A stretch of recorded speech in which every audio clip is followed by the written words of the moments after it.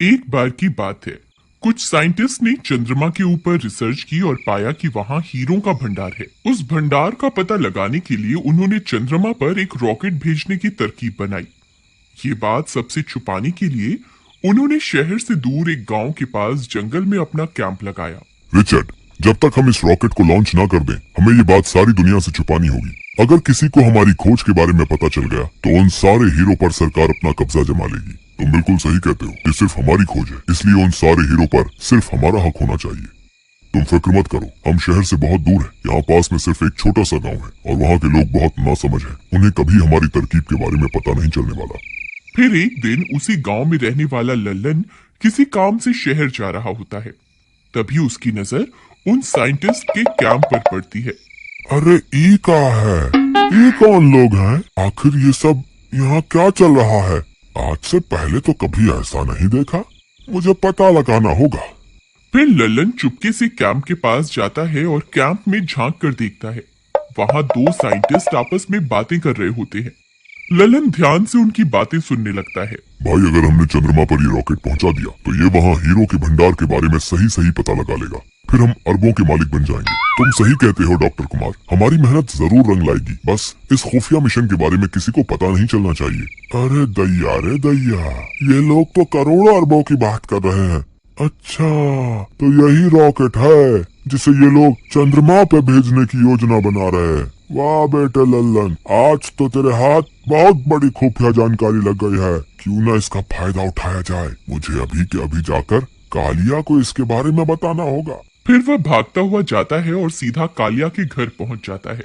कालिया भाई, आज मुझे जो जानकारी मिली है तुम उसका यकीन नहीं करोगे। क्यों भाई, ऐसा कौन सा खजाना तुम्हारे हाथ लग गया है? भाई, जंगल के रास्ते से गुजर रहा था, तभी मैंने जंगल में एक कैंप लगा हुआ देखा। जब मैंने वहाँ पहुंचकर उनकी बातें सुनी तो भाई मैं तो दंग रह गया। वो लोग चंद्रमा पे रॉकेट भेजने की बात कर रहे थे। वो लोग कह रहे थे कि वहाँ हीरो का भंडार है जिसकी कीमत अरबों में है। लल्लन भाई, तुमने कोई नशा तो नहीं कर रखा ना?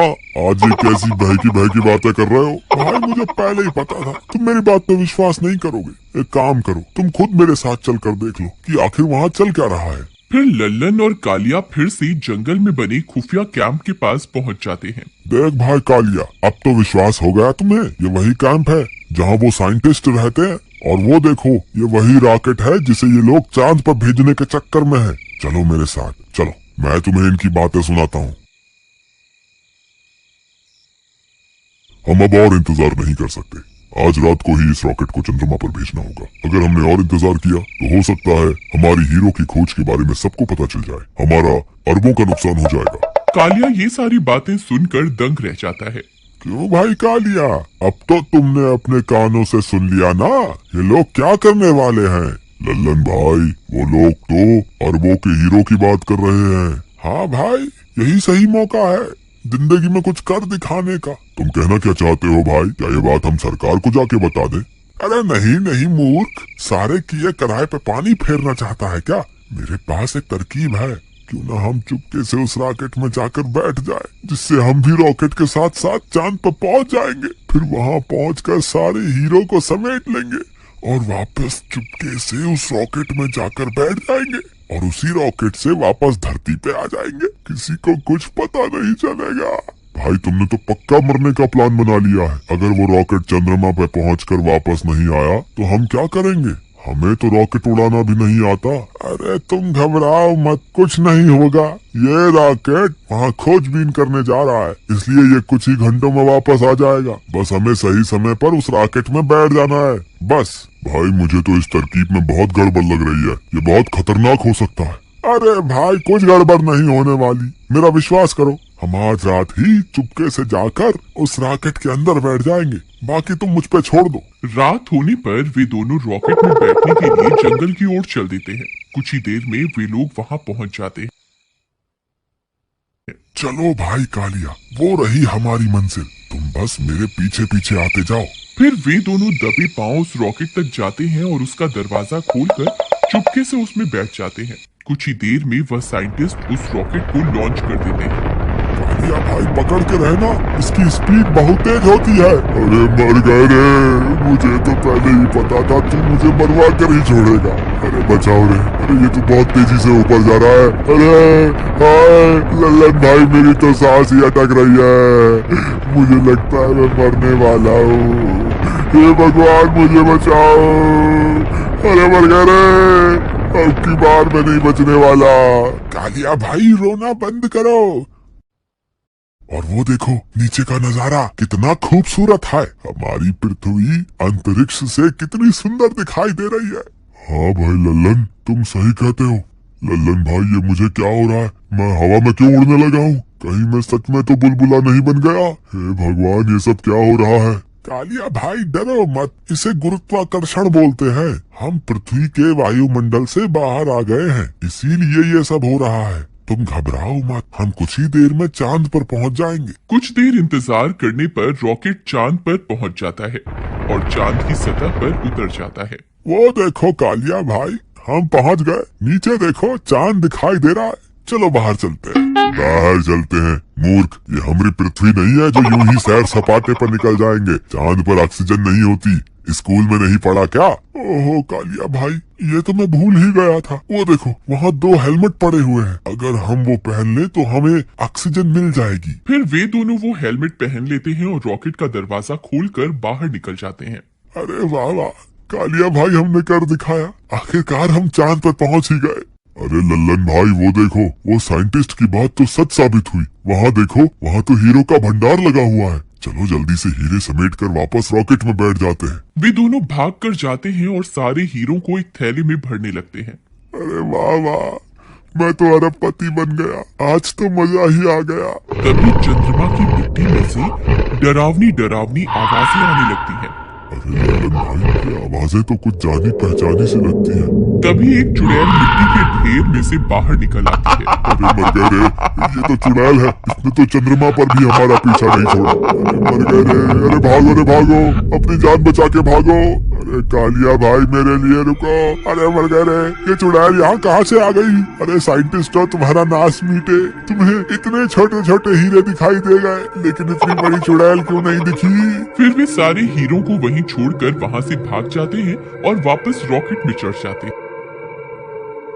अरे लल्लन भाई जल्दी से दरवाजा बंद कर लो, कहीं ये चुड़ैल अंदर न आ जाए। अरे मर गए रे, हे भगवान हमारी रक्षा करो। यहाँ तो आप जल्दी सुन लोगे, हम तो आपके कितने नजदीक आ गए हैं, अब तो हमारी मदद के लिए आ जाओ। अरे मर गए रे, मैंने तो पहले ही कहा था ये बहुत खतरनाक तरकीब है, लेकिन तुम्हें हीरो का लालच खाया जा रहा था। कालिया भाई मुझे क्या पता था ये चुड़ैल चंद्रमा पर भी हमारा पीछा नहीं छोड़ेगी। अब तुम घबराओ मत, ये चुड़ैल रॉकेट के अंदर नहीं आ सकती, बस कुछ ही देर में ये रॉकेट उड़ जाएगा और हम वापस अपनी धरती पर पहुंच जाएंगे। थोड़ी देर इंतजार करने के बाद वह रॉकेट चंद्रमा से उड़ जाता है और वापस धरती की ओर बढ़ने लगता है। अरे वो देखो कालिया भाई, हम बच गए, बस थोड़ी देर में ये रॉकेट वापस धरती पर पहुंच जाएगा। हे भगवान तेरा लाख लाख शुक्र है। थोड़ी ही देर में वे लोग वापस धरती पर पहुंच जाते हैं। फिर जैसे ही वे लोग रॉकेट से बाहर आते हैं, वे साइंटिस्ट उन्हें पकड़ लेते हैं। भाई साहब हमें माफ कर दो, हम गलती से आपके रॉकेट में बैठ गए थे, हमें लगा ये एक झूला है, लेकिन ये तो हमें उड़ाकर चंद्रमा पे ले गया। साइंटिस्ट भाई वहाँ हमें बहुत सारे हीरो का भंडार मिला। साइंटिस्ट ये सुनकर खुश हो जाते हैं। देखा डॉक्टर कुमार, मैंने आपसे कहा था ना, चंद्रमा पर हीरो का भंडार छुपा हुआ है। भाई कालिया अपनी अम्मा के बारे में भी तो बताओ, जो हमें वहाँ मिली थी, जिससे हम अपनी जान बचा कर आए हैं। तुम किसकी बात कर रहे हो? तुम्हें चांद पर कौन मिला था? साइंटिस्ट भाई जैसे ही हम चांद पे उतरे, हम दोनों वहाँ हीरो का भंडार देखकर बहुत खुश थे, लेकिन तभी अचानक से एक चुड़ैल वहाँ आ गई। वो जरूर उन हीरो की रखवाली कर रही है, उसकी वजह से हम एक भी हीरा अपने साथ नहीं ला पाए, बस किसी तरह अपनी जान बचा के वहाँ से भाग आए। वो कोई चुड़ैल नहीं बल्कि कोई एलियन होगा। पता नहीं साइंटिस्ट भाई, हमें तो बस इतना पता है कि हम आज बाल बाल बच गए। अब तुम्हें हमारा एक काम करना होगा, तुम्हें फिर से चांद पर जाना होगा और वो हीरे वहाँ से लेने होंगे। तेरा नाश मीटे साइंटिस्ट, हमें फिर से मौत के मुंह में धकेल रहा है। मैं कहीं नहीं जाने वाला, तुमसे पूछ कौन रहा है, हम तो तुम्हें बता रहे हैं। फिर वे सारे साइंटिस्ट मिलकर लल्लन और कन्हैया को फिर से उस रॉकेट में चढ़ा देते हैं और रॉकेट को चंद्रमा की ओर रवाना कर देते हैं। साइंटिस्टों, तुम्हारा नाश नीले हमें फिर से मरने के लिए भेज दिया। अरे मर गए, कोई तो हमें बचाओ। ललन भाई, रॉकेट का दरवाजा खोलो, मैं अभी यहीं से कूद जाऊंगा। पागल मत बनो, यहाँ से कूद के मरना चाहते हो क्या? चुपचाप बैठो, जो होगा देखा जाएगा। थोड़ी ही देर में वे लोग फिर से चांद पर पहुंच जाते हैं। वह चुड़ैल वहीं उनका इंतजार कर रही होती है। राजा जी, आप वापस आ गए? मैं कब से आपका इंतजार कर रही थी। जरा बाहर तो आइए ना। अगर आप इसका भाग 2 देखना चाहते हैं तो कमेंट में जरूर बताइएगा। नेक्स्ट पार्ट देखने के लिए चैनल को सब्सक्राइब करके बेल आइकॉन पर क्लिक करें।